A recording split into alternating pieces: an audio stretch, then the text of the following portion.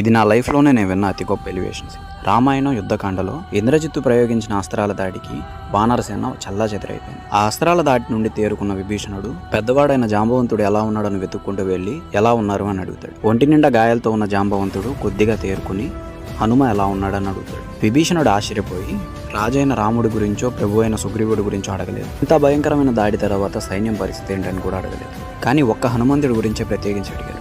ఎందుకు తెలుసుకోవచ్చు అని అడుగుతాడు. దానికి జాంబవంతుడు, ఒక్క హనుమంతుడు బతికుంటే మన వైపు సైన్యం మొత్తాన్ని తిరిగి బతికించగలడు.